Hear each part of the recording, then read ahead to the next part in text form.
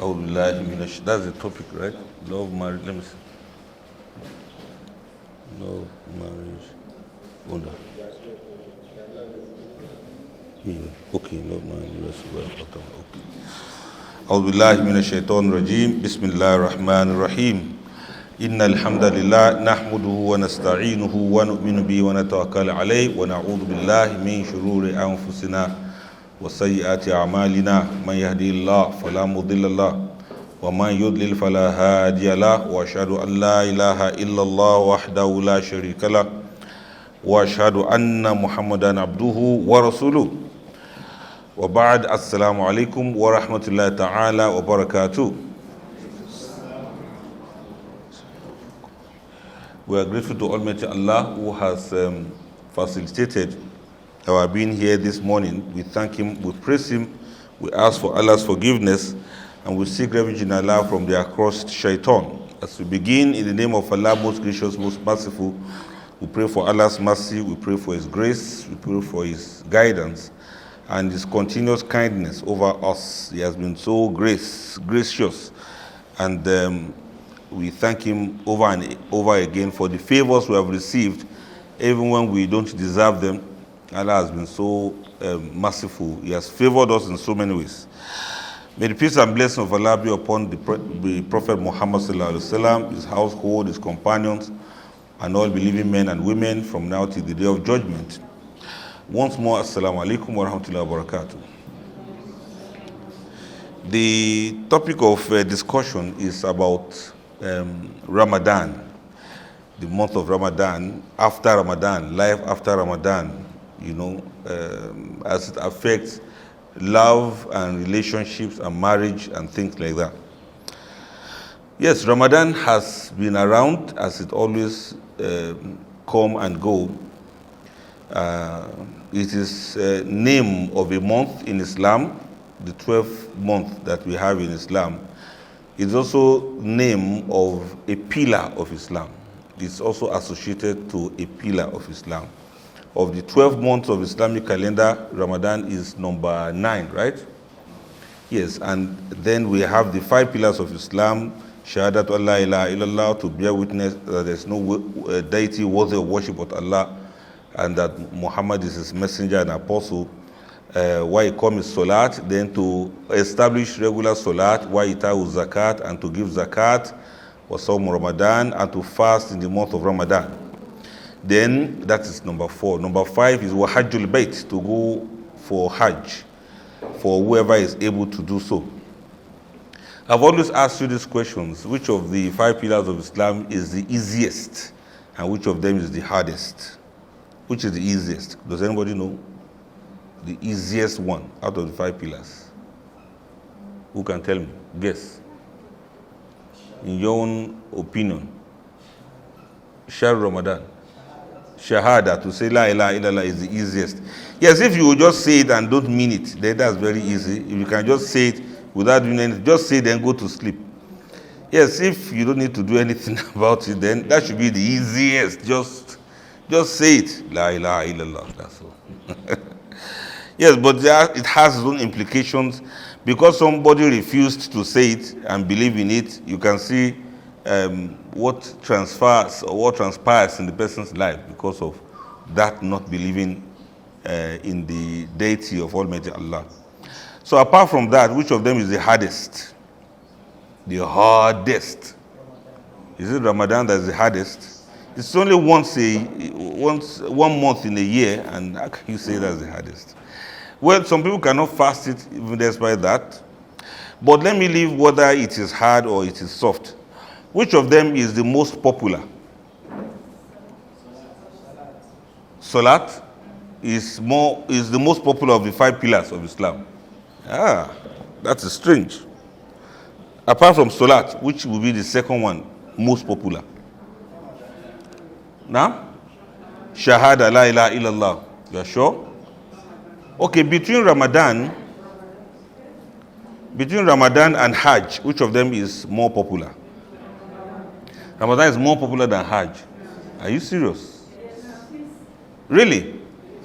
But Hajj, everybody in the world knows that Muslims are going for Hajj. That means Ramadan, people know that Muslims are fasting in the month of Ramadan too, right? Okay, let's say Ramadan is, you are the one that said so, is more popular than Hajj. Well, which of them is more, I don't know how to put this, which of them is more user-friendly? Which of them is more user-friendly? Hajj or Ramadan? Hajj is more user-friendly.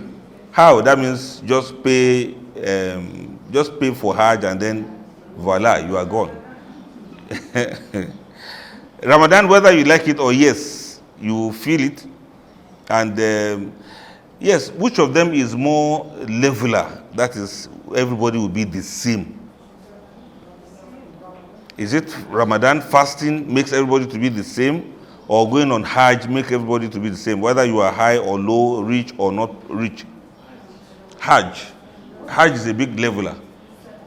What if you pay for VIP Hajj and then you stay in 5-star hotel throughout? Can there be a VIP fasting? High level, high powered fasting. Can there be anything like that? Salat is a leveler, right? Okay, that means no matter who you are, whether you pray on prayer rug or you pray on the bare floor, Allah will still not bother himself about the kind of rug, prayer mat you use. Maybe Allah will not even bother about the kind of masjid you pray inside. The mosque is so magnificent, so beautiful. And if you pray in a masjid that is just like a small room, it is the piety with which you observe it that Allah is still much more interested in. Am I correct? Okay, let's look at all of the pillars now. Don't you see that there's a kind of leveler in all of them? The Shahada. There's nothing like VIP Shahada. There's nothing like VIP faith. If you have faith, you have faith. And you're having faith, you're being faithful or strong in faith, doesn't matter who you are. Whether you are a very rich person or you are not a very rich person, your faith is what Allah is looking at, and He will look at it, and it doesn't matter what you look like outside. Whether you are a man or you are a woman, it doesn't matter what you look like.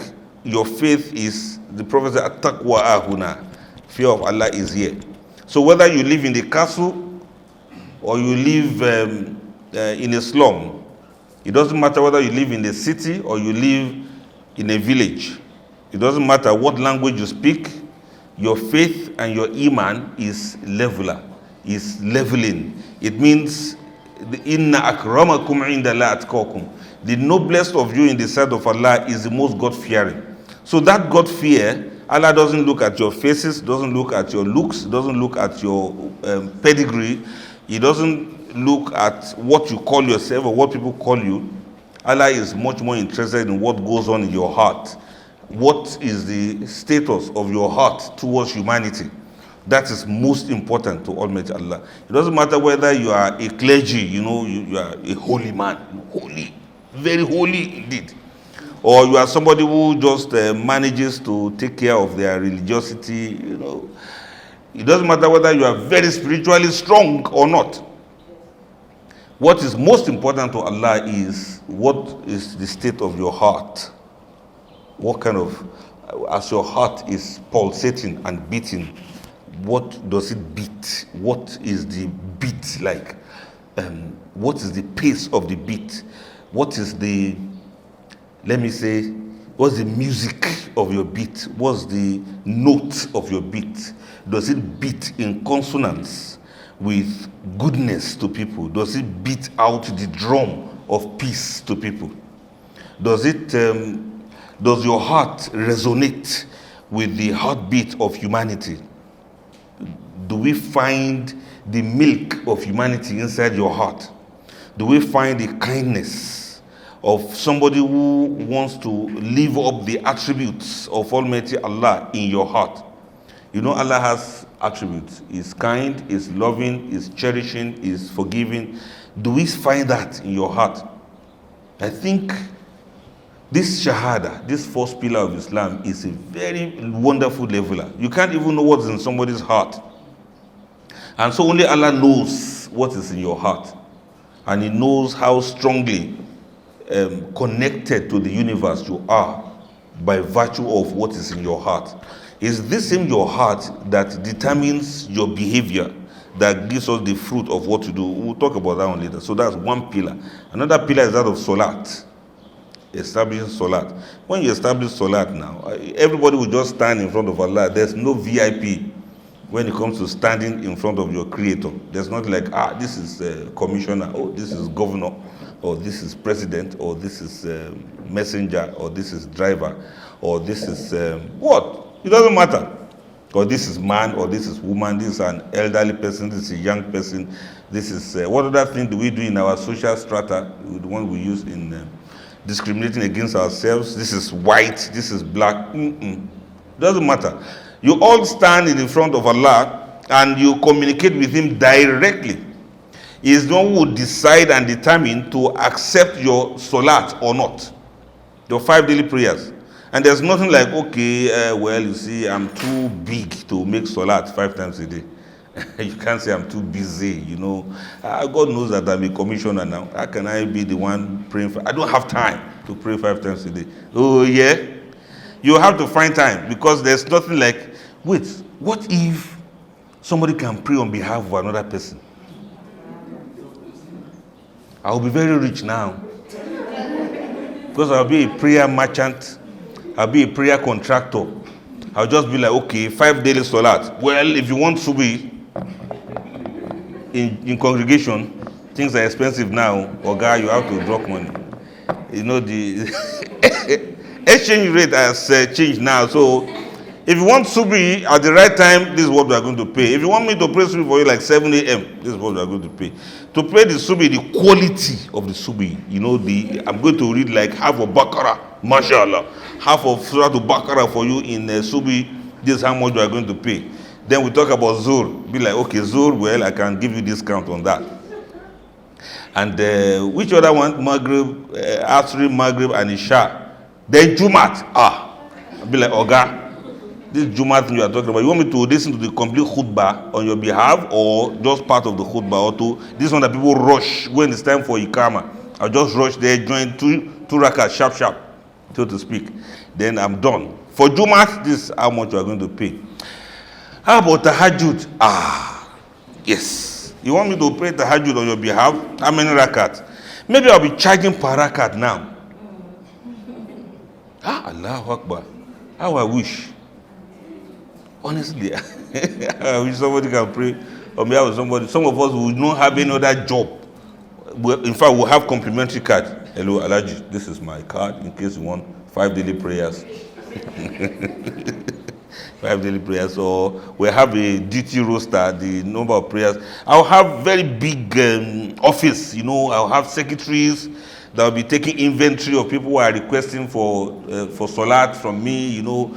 I'll be like, I've got about 50 people that want to pray subi for them. Then I will now, sublet to some of you guys. Someone, please, there's one person who needs subi, another person needs subi. So all of us will just do jamwi. Then we just credit person's account for the hereafter. Mashallah, which is that easy. But for where you have to pray it by yourself, it doesn't matter who you are. You have to observe it by yourself. And nobody can do it in proxy, nobody can do it in absentia. You have to make your 5 daily prayers by yourself. So it is a very big leveler. There's no special person that will say, I'm not praying, except you women that you are excused from prayer. That's another sweet part of it. If it were a human being that legislated salat, all of these things would not be there. Then the third one is giving zakat, right? Yes, to give zakat. It's leveling, because the rich is supposed to give to the poor certain percentage of their wealth. And like the word zakat means is to purify your wealth. To purify your wealth. What if you refuse to give zakat to help the poor? You see, there will be problem. There will be imbalance, gross imbalance in the society. And the institution of zakat is to ensure that everybody at the end of it all, everybody gets something Nobody is left behind. Nobody is left hanging. Nobody is left hungry. Nobody is left in anxiety. Nobody is left depressed. Nobody is left empty. Everybody has got something. This is the essence of zakat. You give 1/40th of your wealth that has stayed with you for 1 year, you give it out to an underprivileged person so that he can also make a life for himself. If we're able to do that, you see, the poor will not hate the rich anymore. And the rich will not despise the poor anymore. The poor will assist the rich to get more money if that's what he wants. And the rich too will get blessed in this world and get blessed in the hereafter. And the rich will sleep with the 2 eyes closed because he knows no hungry person will come and hurt or harm or steal his property. And how sweet will life be? The whole essence of giving out, helping somebody else. This one you see that has to do with money is just one aspect of the tazkiyah, that is the purification of our souls. When you lend a helping hand to somebody else, you know what goes round comes round. When you help somebody in need today, somebody else will help you tomorrow. And you know why? Because one person always has what you don't have. Somebody has something better than you. If it's knowledge you have, somebody else has more knowledge than you. If it's wealth, somebody is richer than you. And none of these things is permanent. If you think you can walk, as you can trek, no matter how long you trek, you always meet land ahead of you. No matter how much you trek, how long you trek, you see fine land ahead. You see fine path ahead of you. You see fine road ahead of you. No matter how good a driver you are, you will always find road ahead. If you like, drive around the whole world, you still go around again, and you start all over again from where you stopped. So no matter how rich you are, somebody is richer. No matter how high you are, somebody is higher. No matter how learned you are, somebody is more knowledgeable than you are. No matter how wise you are, somebody is wiser. No matter how good you are, somebody is better. No matter look at the phones you have. No matter how nice your phone is, somebody else's phone is better than yours. No matter how nice your car is, just drive around. By the time you stop by a traffic light, a car that's better than yours will overtake you. So what's the highest position you can ever be in life? Somebody is higher than you.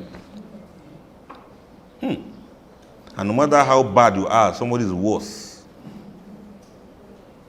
In fact, somebody is badder. Somebody is badder, as in real bad. Yes, if you think you are so bad, you are not as bad as devil. You are not as bad as shaitan. In fact, shaitan will just be laughing at you when you think you are a bad person. They will be like, oh yeah, you. You think you are bad. And that's why anybody can return back to Allah, and Allah will still accept the person back. And so helping others means that you also need help. One person, no matter how wealthy you are, you still need people around you. You still need help from others. Even when they don't have as much wealth as you do, you still need them. And that is where sharing, giving out, assisting somebody, listening to others, spending of what you have. The Quran says, وَمِمَّا رَزَقْنَاهُمْ يُنْفِقُونَ. Those who spend of what Allah has provided for them. So everybody has something that Allah has provided for them. You have wealth, or you have experience, or you have knowledge, or you have good counsel. You can advise other people. I'm sure you have something that you can share. Always something you can share with other people. So it's not only rich persons that you say, okay, rich people must this and that. You also have something you can share. But in this case of the pillar of Islam, it is financial. It also has to do with the wealth that you have. Because not only on money that you give out zakat, you also give out on farm produce. You also give out on precious stones like gold, silver, and the rest of them. And many other things like that will be a leveler for everybody to give out something so that we can all be, at least comfortable. Then what is number 4? That's this fasting of Ramadan. Yes, this is our crux. But the fasting of Ramadan as it is, if it were a human being that legislated fasting, let us say I'm the one that was told to arrange how fasting is going to be. I'm going to be like, okay, you know what we're going to do? Only rich people should fast. I will say only rich men should fast, rich men and women, because they eat a lot, they eat too much. I will say they must fast, it's compulsory. As for poor people, you people are hungry in the first place, so don't bother to fast. Don't add more to your hunger. Only rich men. In fact, I will not even say only rich men. Let me see how bad I can be. I'll say, only senators. Yes, only senators should fast. Or people in House of Rep. Or I can say only the, what do they call them? The governors. Yes, I'll say only governors should fast. After all, some of them have pot belly already. They should fast. That would be very wicked and unwise of me. But we can put it the other way and say, okay, Your Excellency, please don't bother to fast. You know, you are a VIP, you are a big man. Hunger no master you. You are not, that's putting in pidgin. Yes, you are not good at feeling hungry. You know, let the poor people be the ones to fast. And then you will now be like, okay, let's give contract of fasting to poor people, so that they can be making money out of it. Even if you want to take contract, how many fasting can you do in one day? Oh. And for how many people will you fast the month of Ramadan? Allah has made it that you fast by yourself. Whether you like it or not, you fast by yourself. Whether you want to complain or not, you fast. Oh, Allah Akbar. It's only Allah that can tell a wealthy man with plenty of food. It's only Allah that can tell him to fast. And he has to. He has to do it. And fasting, as it is so, it's so much a leveler that it doesn't matter what you ate for sahur. It doesn't matter what kind of food you eat pre-dawn. Tell me what kind of food that a very wealthy person will eat. Rice, tuwo, semo, samosa, beans, yam, bread, what other thing? Beverages. He will eat all of those things. Let him eat as much as he wants to eat. And build. Now, when it's around 9 a.m., you will not know the difference between. In fact, all the food you ate will be like scam. And somebody will recommend to you that, okay, this one has more fiber, this one is low carb, this one is high calorie. For where, by the time it is 11 a.m., yes, you begin to feel it. And God save you, you go to the bathroom and ease yourself. You'll be like, who robbed my stomach of all of the food I ate? Once around 12 noon, whether you ate heavily or lightly during sahur, whether you drank gari or ate one piece of bread, like somebody said, they told him that if you don't want the fasting to really affect you much, eat very little, eat very little. And so he decided to eat very little. He decided to eat very little. So when it was around 10 a.m. like this, he felt he has been robbed. It's a scam. Some people have done some fraudulent thing against him. Everything had disappeared completely. He said since that day he never tried it again. Eat little. For some people it works for them. For some it doesn't work. So you got to eat heavy. When you eat heavy like that, still, by the time it is like 12, I think we all get to the same level at a point. Yes. Have you noticed? Whatever you ate, we'll all be on the same level. Around 1 o'clock in the afternoon, by the time it is 3 o'clock, honestly, if you put all of us on the scale, we may likely weigh the same. When your patience is tried, when your guts are yearning, when you are thirsty and you can't drink, you are hungry and you cannot eat, and then you can feel the emptiness in your stomach. Everything in your stomach begins to fast with you, including the worms. They will know that yes, something is going on here. And whatever it is, Allahu Akbar. This is one thing I love most about fasting in Islam. Everybody is the same. Eventually, whatever you ate, anything you like, eat it.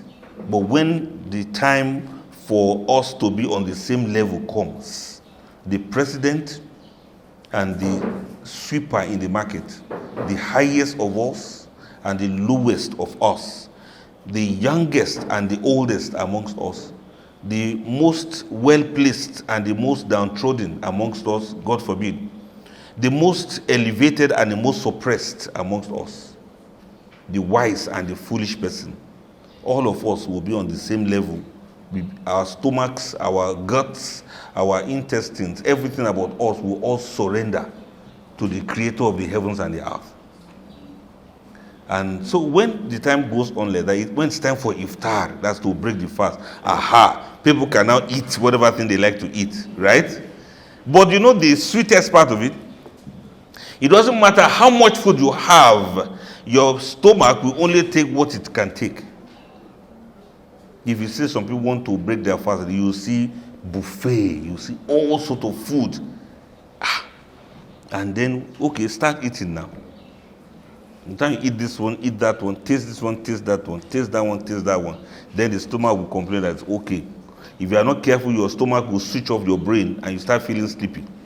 Because the body will be rushing to regain whatever it has missed, and the body will be rushing to focus on digesting what you are bringing in so that it can quickly, it's an emergency, it's a state of emergency.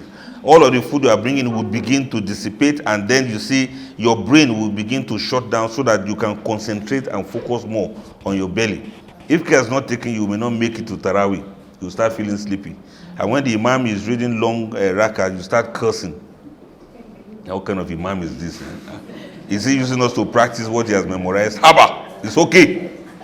You don't know you are the one that overdecked yourself with too much food. Man, I love Ramadan. Ramadan is so nice. As if it shouldn't go away. Well, it can go when it's time. As if it shouldn't stop again. Now, you see that kind of leveler now. Yes, this is it.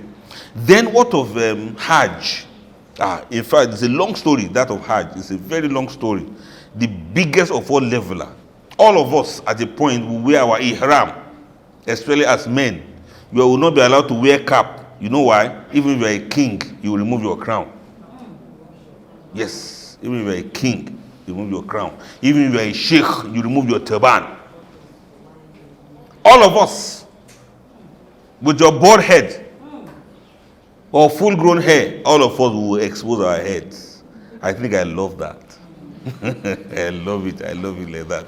Whatever cap you have, whatever crown you wear, it's going to be removed. You see a lot of your Royal Highness, they just walk past you, not recognize them again. Oh, Your Highness. Subhanallah. Well, alhamdulillah for Hajj. But that is not to humiliate anyone. It's all in obedience to Almighty Allah. It is to show the oneness of humanity. It's to show that, Allahu Akbar, even the people that are very high, it is to show their humility.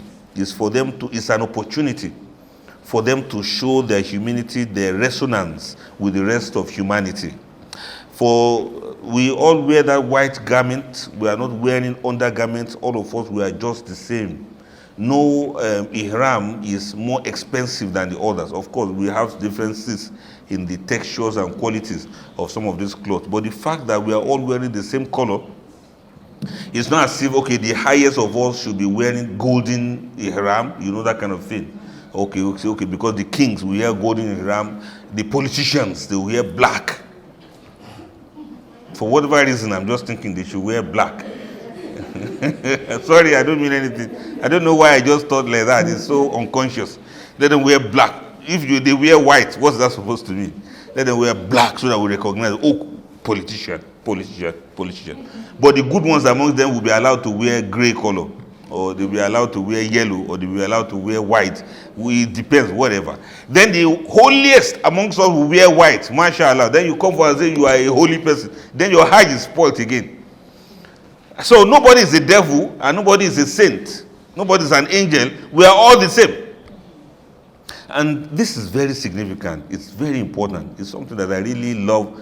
This is why Hajj is very beautiful. It's very beautiful.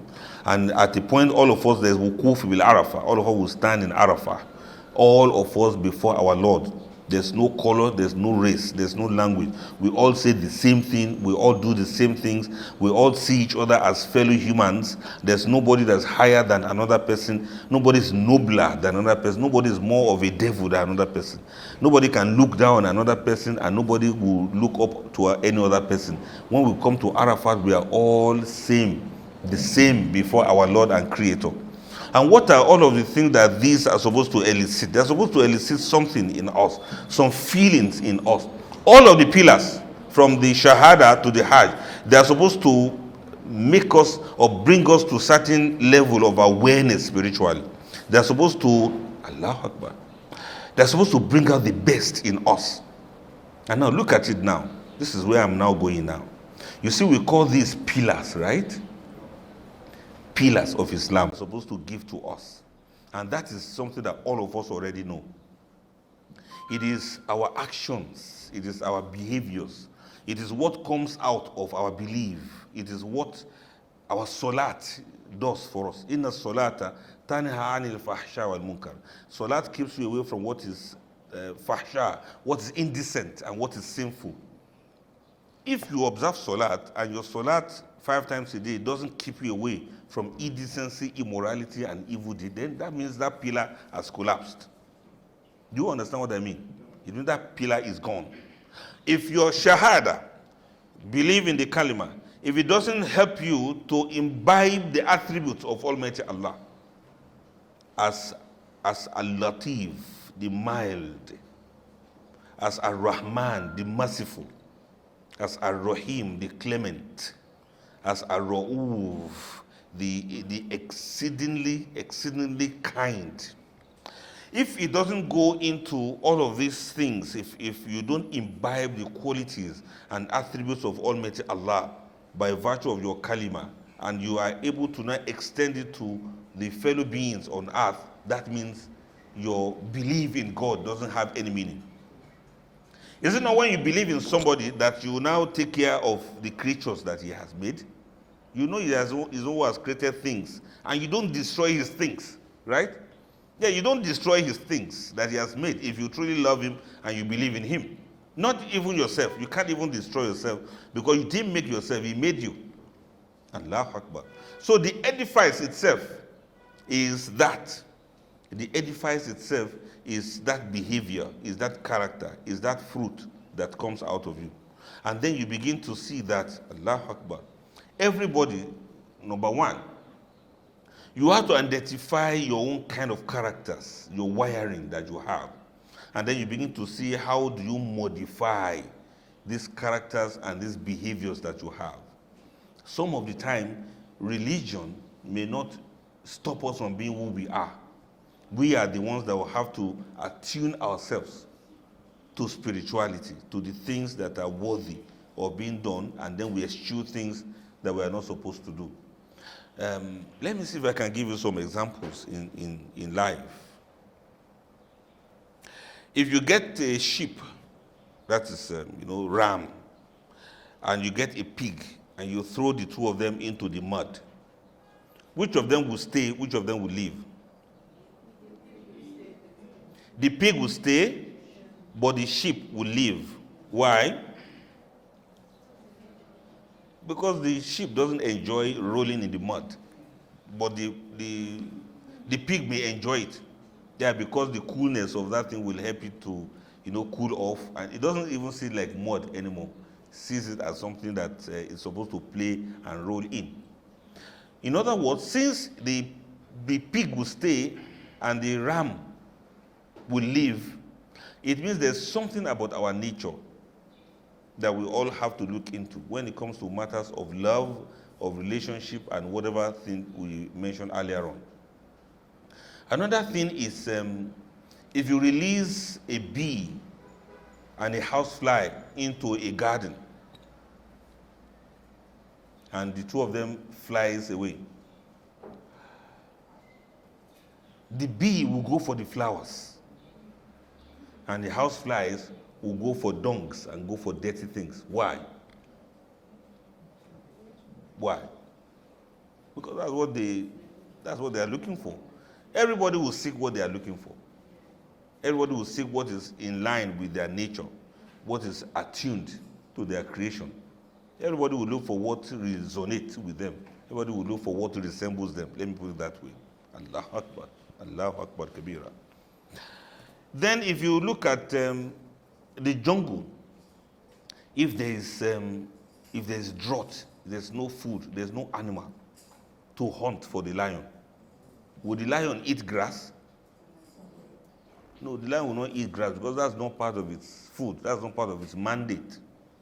In other words, people will do things. Human beings are much complicated than that. And the difference between us and these animals or these beings that I've used as example is that we have strong will, and these animals or these bees and the rest of them, they work only on instinct. But human beings' wills are supposed to be so strong that he should be able, this is by expectation, he should be able to decide where he wants to go and what he wants to do and how he wants to live his life. Humans are much different from animals to the extent that he is able to recognize the reason why he is here in this world or identify the purpose for his creation. He is supposed to be able to identify what suits him well and what his creator wants. He is supposed to understand that he is supposed to be in resonance, supposed to be one together with every other being on earth. He's supposed to know that he's one part of the humanity, and supposed to know that humanity is also part of him. You are part of this room, and this room is part of you. You are part of this thing, and this thing is part of you. You are part of everything that is created, and everything created is also part of you.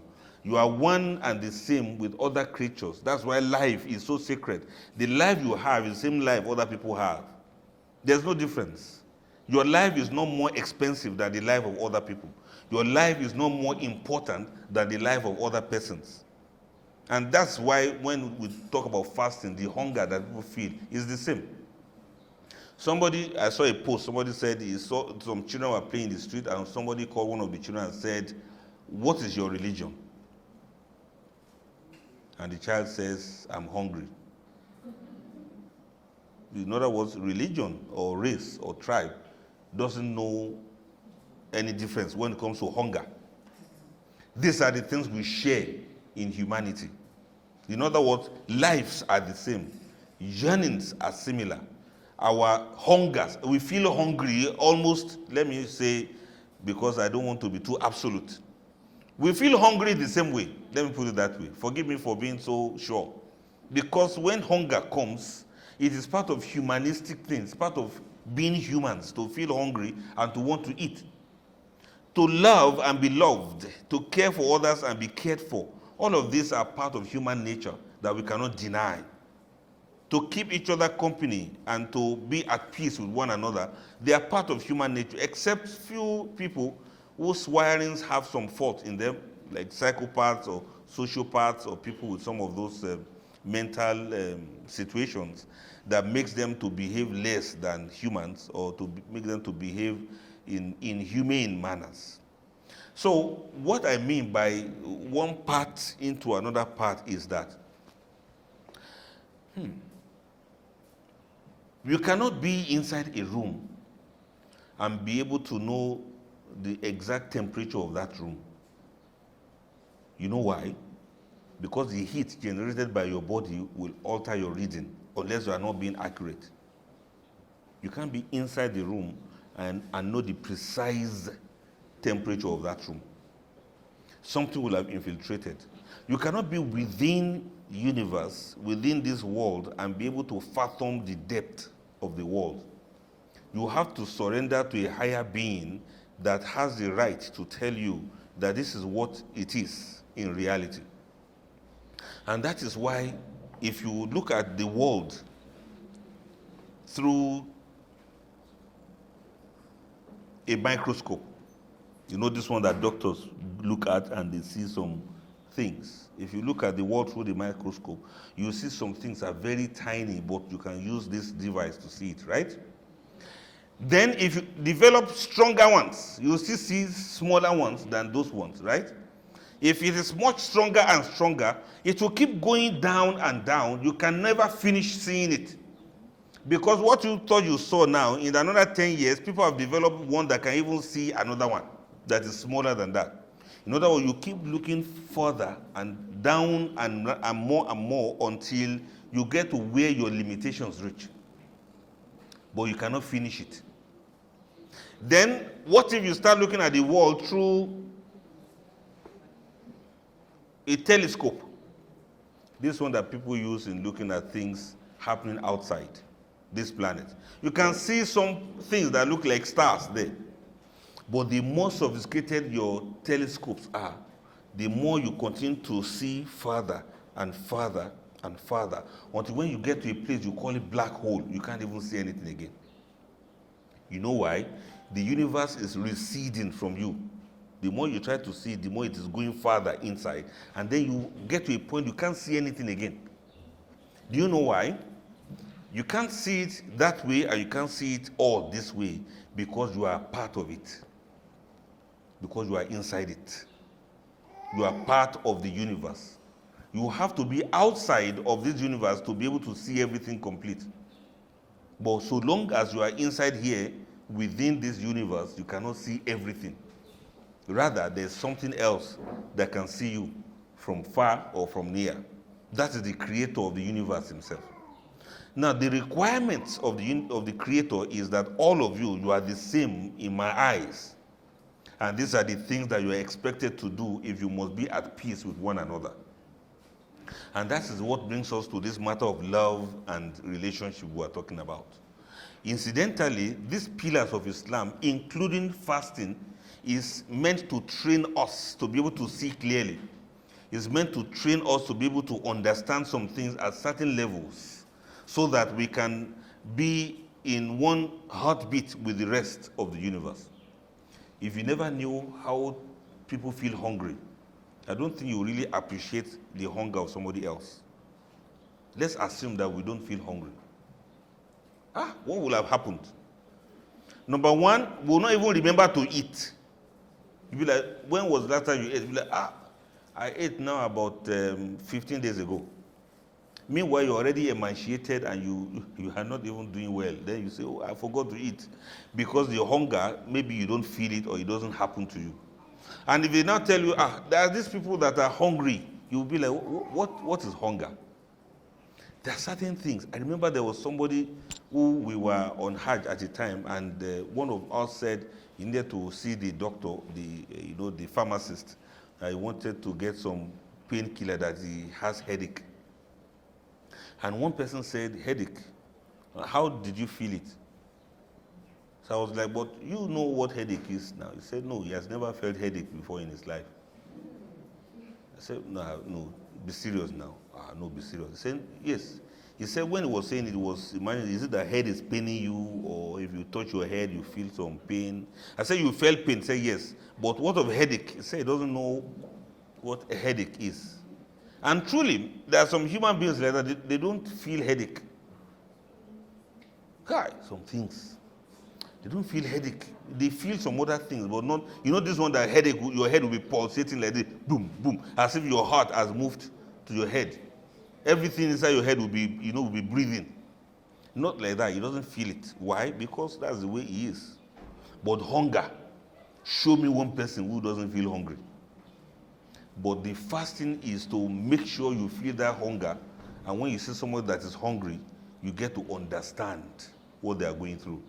This is the list, although it's a very important one, but this is the list of the lessons that we learn from fasting. And what is that lesson supposed to do for us? Is to make us understand that we have many different types of fasting. You fast from food so you can feel what others what others feel. You also fast so as to learn to discipline yourself. You fast from following your whims, your caprices, your desires. You fast so as to be able to know how to discipline yourself, how to discipline your mind, how to discipline your feelings. You fast so that you understand that your wills are very strong and you can use your will to do whatever you want to do. Passions are stronger than willpowers. When people are passionate about something, their willpowers will just give up on it. And that's why addictions can overcome people's willpowers, because addictions go in line with what people are passionate about. So that's why you see a medical doctor that will be smoking. You can't help it. He knows that smoking is not good for his health, but he will still smoke because his willpower cannot overshadow, cannot overcome, or cannot overpower his passion. Now, fasting is to make us understand that both the passion and the willpower can be put under check, can be put under control. And a person must strive to ensure that they do that. There's always this dark side of human beings that makes us want to do what is wrong, makes us want to do what is not untoward, things that are not acceptable. But we have learned with fasting that we can actually do without some things. Yes, it is like, yes, it's something that you are so used to, that's so normally human. With fasting, you know that you can even do something about it. You can control it. You eat how many times a day? In the afternoon when you are so hungry, because you are fasting, you won't eat. Why? Because you are disciplining yourself to know that your soul has got to have superiority over your body, or what we call over your flesh. You are the one now in charge. It's the way of taking charge of your life, that I'm the one that decides. I'm the one that tells my body what to do at every point in time. And you must understand this very well, that there's a little difference between your soul and your body. This body you see is living on its own. It's alive on its own, because the body came first before our soul. When we were fertilized and we were growing in our mother's belly, we had the fetus had reached certain formation before Allah put the breath into it. Do you understand what I'm trying to say? Yes, the soul, the body has developed. The hands, the heads, everything was already formed. Then Allah now put the breath of the soul into it. That soul that is now infused into the body, it is you. It's like there's a jacket. You now came to wear that jacket. So you are wearing that jacket that you have now. You call it body. And you cannot survive alone without that body in this planet, this universe. The oxygen we have is designed to be in line with this body that we have. But maybe you didn't know that there's difference between you and your body, right? Yes, there's difference. And that's why your fingernails will keep growing even when you don't think about it.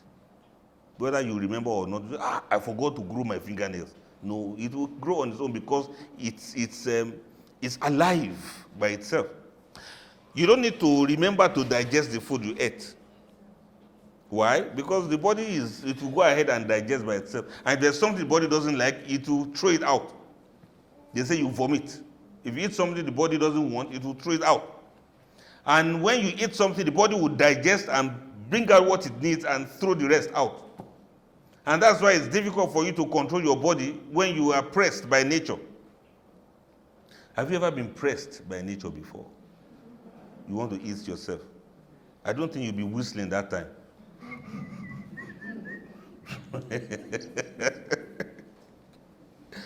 When a person is pressed by nature, every conversation will cease. Every aspiration will come to a halt. Everything you want to do, the whole of your body will direct itself that, look, this thing must be evacuated immediately. If you like, read Kursi. If you like, pray. The body will not understand that language. Then if you like, pray, oh Allah, don't let this thing. So, have you ever had a cause to pray about that before? Honestly, let's be sincere. Have you ever had the situation when you are in a journey? Yeah, when you are in a journey and there's no, oh God, oh Ya Allah, don't let this thing, oh Allah, let this thing go away.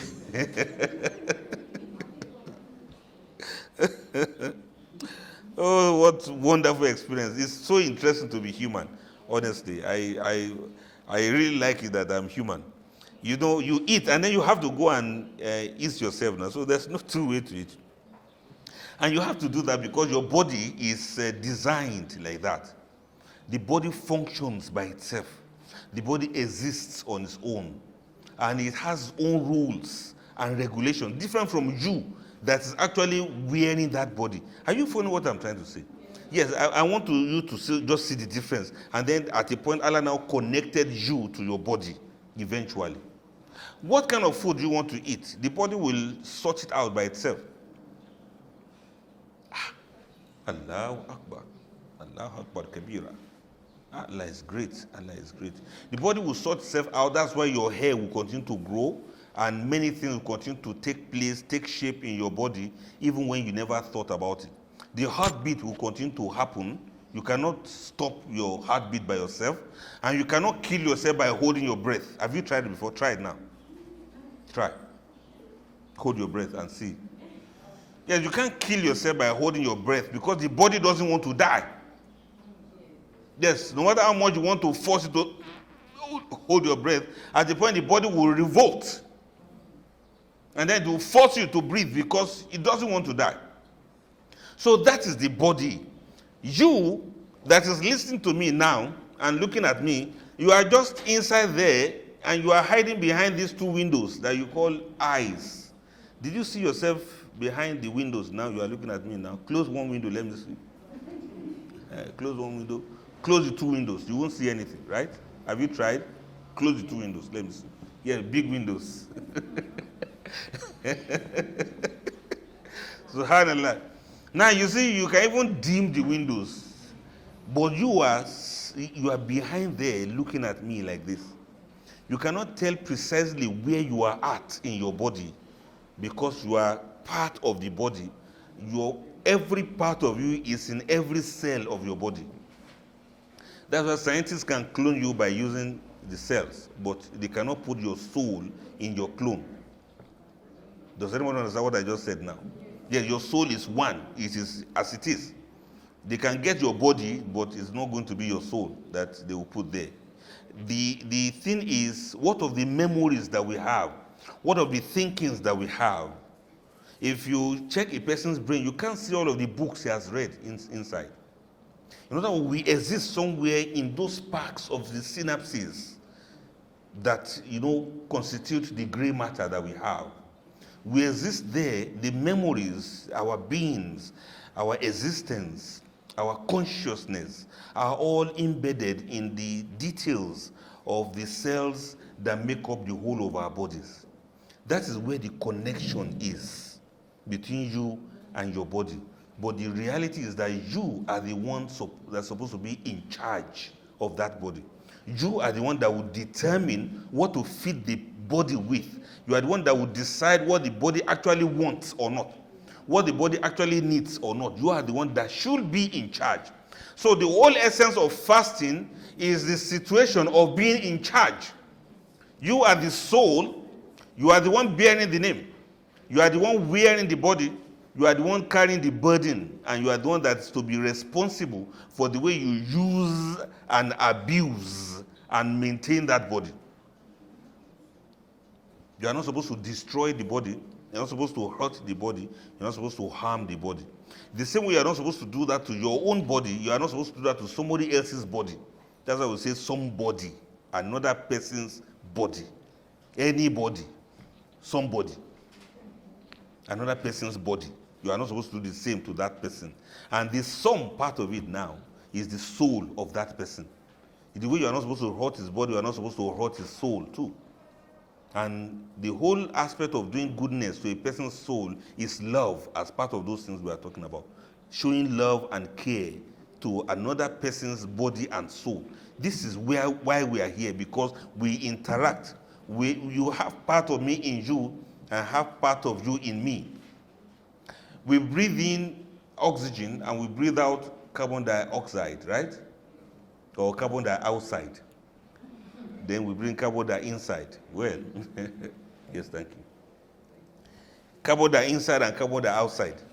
Okay, don't say that in biology class. But what I'm trying to say is, yes, there's oxygen, right? Where is the oxygen coming from? Do you know? Do you know? You know, we get oxygen from trees around also, because the trees take in carbon dioxide and they bring out oxygen. Do you remember? The teachers taught us in biology class. Well, if it is like that, and there are no trees around, then where are our oxygen coming from? You know what happens? Allah Akbar. We are exchanging oxygens and carbon dioxide. My own carbon dioxide becomes your own oxygen. Your oxygen becomes my own carbon dioxide. Do you understand how it works now? So I've been breathing in your own breath. You have been breathing in my own breath. Even though we are far away from each other, I'm sure my breath found its way to get to your nose. So you have part of me in you. That's why you can dream of me. Then I have part of you in me too. That's why I will dream of you too. And whatever thing happens, we are all one into the other, as one single human race. And that's one thing we must not forget. We are now, this is the thing, now we are now like one big body. The whole of humanity is ummatan wahidatan. You are all one full body. And that means you feel almost the same. If you can attune yourselves to be one in humanity, you can feel the hunger of somebody else. You can feel the pain of another person. You can resonate with what another person is going through. You can be here, somebody else is in US, somebody else is in UK, somebody else is in China. You can feel it. You can feel the pain of humanity. And you can feel the ease of the universe. We are all interconnected and interrelated. This is precisely what fasting is teaching us. You make tahajjud, you make prayers. Do you pray only for yourself? Can you survive alone if you pray only for yourself? You give out charity, you give out alms to those who are not privileged. You do that one because you can feel what they feel. You understand? Because you feel with them and you feel for them. You refrain from hurting or harming somebody because you feel for them. May Allah make it easy for all of us. And the one in charge of the whole universe that controls the pulse of the universe is the creator of the universe himself, Almighty Allah. And this is our own connection with him also. Now, finally, I've been saying this in one conjoined manner or the other, but I want you to understand the big picture of what we are talking about. That eventually, we need some things to be able to do this. We need knowledge. We need wisdom. We need to understand ourselves as individuals. We need to understand ourselves as a big body of humanity. If we can try to make understanding, you see everything will move well. Everything will go smoothly for us. We must also be wary of where we are, what we do, where we go. Because sometimes, no matter how pure we are as humans at the point of birth, what we eventually become determines so many things we have taken into ourselves, good or bad. And I want to illustrate this for you finally, before I allow you to have your lives back. The wind, the breeze that is blowing, where does it come from? Have you ever thought about the breeze that is blowing? Where does it come from? Anybody tell us? Not from the fan, sure. The fan is only rotating and redistributing the ones already in existence. Somebody should tell me, where is it coming from? From Allah. I know. Is it from above, or from ground, from the west, from the east? You know, there's the wind direction. What do you call it? They taught us in school. Is it wind vane? Yes, this is one that tells you the direction of the wind. So it can show you the direction, but doesn't tell you precisely where it is coming from. Where does it come from, honestly? Is that there's a very big fan outside the earth that is blowing, and then we can feel the breeze? I want you to think about it. I want you to find out, where does it come from? Where does the wind come from? I'm asking you, the breeze that is blowing, where does it come from? Sometimes you're in a garden or you're in a field, you see the breeze blow gently, and you see the breeze like dancing with the grass. You see them swinging right to left, as if there's a song, somebody is singing for them, and you see they begin to dance towards that. Sometimes you see it gently caressing the leaves of the trees. And sometimes you see it come as a gale, as a very strong one. Strong breeze, blowing everything left and right. All of the trees and plants will become confused at the anger of the breeze. Sometimes it pushes off everything in its wake. Sometimes it can be very strong, sometimes it can be very soft, sometimes it can be very mild. And sometimes,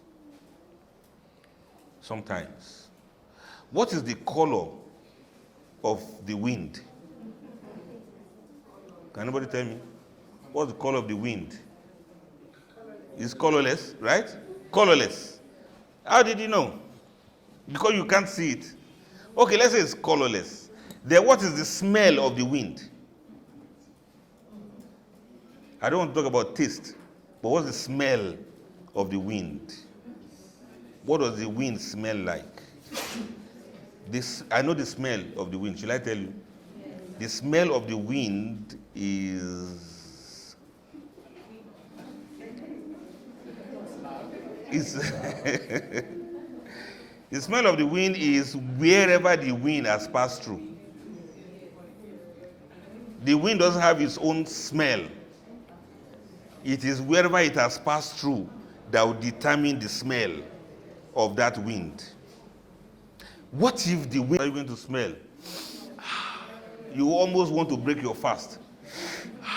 When you pass through the kitchen of someone, I said, one who knows how to cook very well. You know what I mean by that. Then what if the breeze passed through the latrine before getting to you? What's it going to smell like? It's going to smell like shit. Forgive me, I'm saying that in the mosque. Yes, that's what it's going to smell like. If it passes through the latrine, that's what it's going to smell like. Then, that's my baby. She says, smell very nice. No, I've left the one of the kitchen. I'm talking about latrine. I don't think it smells really nice. Then do you know that some wind passes through a human being? If it comes out at the other end of human creation, what's it going to smell like? What's the smell of the one that comes from there? Please don't be modest. Tell me, this is what everybody does. Yes, well, what does it smell like? It smells like what we ate. If you ate legumes, plenty of beans, that's going to determine what the wind will smell like. Is there any good thing you can eat that will make it to smell nice? If you like, drink perfume. If you like, eat flowers. Instead of eating cabbage, eat rose. It will still have its own smell because it has passed through a lot of things. So many other enzymes, so many bacteria have already eaten and digested what we ate. So you get their own too alongside with the one that comes out. Oh, Allahu Akbar. I don't know about you, but I just realized now that the tastier the food you ate, the more foul the wind you make. Have you realized that? Have you experimented? If you eat a very tasteful food, then the wind that you pass out will be very horrible. If you eat food that is tasteless, let's say you eat sawdust, for instance. Well, food that tastes like sawdust. What will come out of it will also be bland. It won't have any swagger. Allah Akbar. Allah Akbar Kabira. Now, do you know why I'm talking about wind like this? It depends on the food you eat, depends on the things you ate. That's what determines what comes out. The breeze will only bring forth what it means, what it meets on the way. And sometimes some winds, Allah Akbar, they pass through some crevices. They pass through some holes where there are mountains all around. As they pass through all of these places, you hear them sing. You hear some whoo sound coming from them. You hear as if somebody is blowing a flute. And if the same wind passes through the flute, you hear some nice musical notes. Especially if the flute is coming, the wind is being blown through the flute from the mouth or from the lungs of a master flutist who knows how to control the movement of the wind, and then you hear good melody coming from there. Wind is such a strong phenomenon. I want you guys to think very deeply about it. The same wind, somebody will blow it and then it's a very nice note to your ears. Why am I saying all of this? I'm saying all of this because all of us, we are like the wind. Our characters, our behaviors, sometimes our destinies are like the winds. Who will become, what we do, what we achieve are just like the winds. Wherever we pass through decides and determines what we become, what we are. If you surround yourself with good human beings, they will shape you and your wind will bring good aroma. If you associate with people who work in the bellows, people who work in the latrines, you will almost always smell like them. If you are somebody who knows how to control where you go, what you do, what you imbibe, what you ingest, what you read, who you associate with, you will see that you are going to be remolded and reshaped. Sometimes you smell very nice. You smell very nice and you become pleasant for other human beings. Do you know that smells alone can affect the contortion of our faces? It can determine whether we smile or we frown. Smell can determine whether we feel happy or we feel sad. Smell sometimes can determine our moods and our feelings. Smell sometimes can determine a whole lot of the things we do eventually. When you are in a place that smells nice, you feel lively, you feel alive. The same way you feel when you are around people who have passed through the flower garden before they get to you. And then you kind of smile, wait, did anybody ever, I'm looking for the name I should call what comes from our butts. Is it fat or what other name can I call it that doesn't sound offensive? Gas. Thank you. Gas. Gas, indeed. Have you ever seen somebody that they gassed in his face and the person is smiling? It just be like then the very horrible fat on your face, and then you don't smile naturally. You don't smile. It doesn't elicit any smile. But if somebody's perfume should pass through your nose, you kind of smile. Especially when you are hungry and the aroma of very delicious food is passed through your nose. Sometimes it excites your taste buds and you begin to salivate. In other words, it does something to us. Smells brought by the wind, they do things to us. Human beings that have passed through good garden, they do good things to us. We like them around us. We like to associate with them. But the ones that come from the other side of the latrine, they don't do well for us. And that's why some people love perfumes a lot. Because without the wind, you cannot enjoy perfume. Some people will use very nice perfume, you feel close to them. Some people will use cheap perfumes. This one that smells like what they use for embalming dead bodies. Perfume that smells like kerosene. That one, they are not pleasant. You don't even like to move close to such a person. In other words, there are many things. This fasting that we do, incidentally, is like the path that we pass through as wind. We pass through fasting and we are changed. We pass through Iman, faith in Allah, and we are better. We pass through Salat and our lives are tempered. We control our temperament and we become nicer to a fellow human because we are closer to our Creator. We give out zakat. It's like the wind passing through that door of zakat. And you see we are purified. Our conscience is clear. We don't leave anybody empty. We don't leave people hungry. We help those we can help. And then our conscience is calm. And then you pass through fasting. You become nicer. You become kinder. If you have gone on Hajj, you become humble. And you become one with humanity. You get to see that other human beings are just like you. And you are like just any other human being. And eventually, when the soul is to be separated from the body, don't forget, Allah said He put the breath in Adam. And that same breath is in all of us. And that breath is the same wind we are talking about. So you exist in your body as a wind, as a kind of air. And when the time comes, Allah will remove the soul. The process of removing that soul is like when they say somebody has breathed his last. And that's it. Some people, they breathe up and they can't come down again. And some people, they breathe down, they can't go up again. In other words, it's like the passing of that wind from that person. And when you are separated from your body, the body goes back to where it came from. It goes back to the sand. It's a combination of sand and water that becomes blood and flesh. When the body is separated from you, that's the soul, we carry your body and we go to bury that body so that it can go on and decompose. But the soul will move back to its creator. And from there, you begin to see more clearly all of the things that you have done in this world. So if you are like the wind, make sure you pass through the good path of spirituality, the right path of smell and scent that is nice. If you read books about Islamic eschaton, that's life after death, as far as Islam is concerned, you hear a whole lot of things about perfume, about scent, about his soul smelling nice.